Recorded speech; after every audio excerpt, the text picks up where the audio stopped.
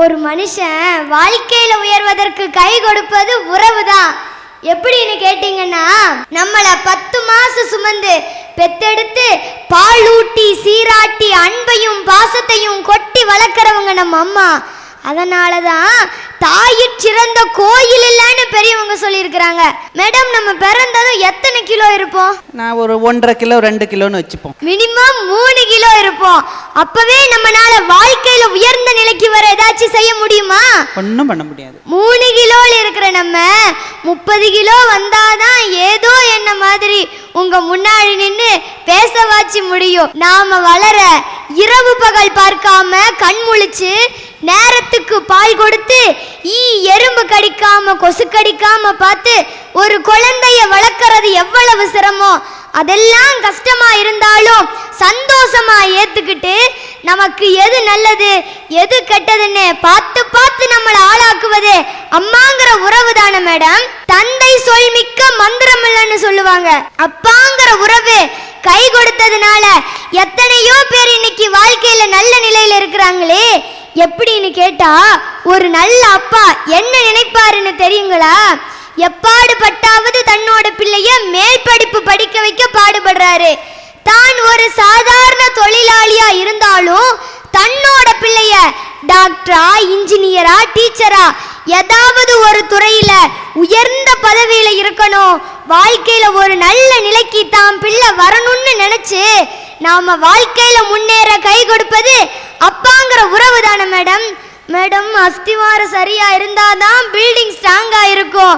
நம்ம வாழ்க்கையில உயர்வதற்கு பெற்றோருங்கிற உறவு தான் மேடம் அஸ்திவாரம். ஆவுனா கொண்டு போய் ஹாஸ்டல்ல விட்டுறாங்க. நீங்க எதுக்காக ஹாஸ்டல்ல தங்கி இருக்கீங்க? படிக்கிறதுக்கு.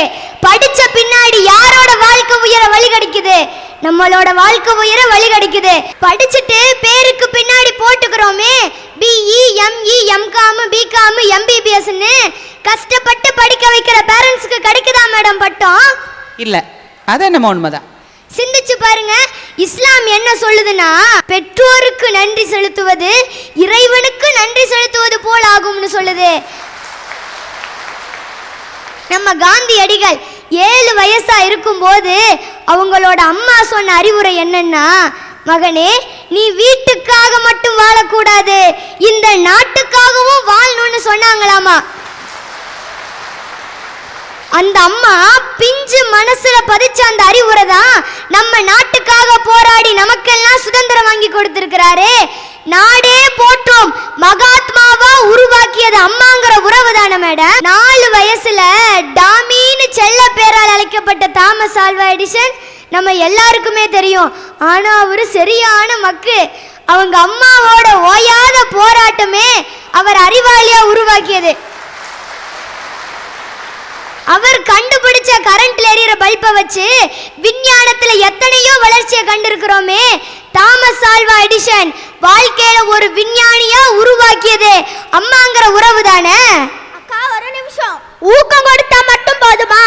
தாமஸ் ஆல்வா எடிசன் 806 தடவை தோத்து 807வது தடவை தான் கரண்ட்டை கண்டுபிடிச்சாது. அதுக்கு அவரோட விடாமுயற்சி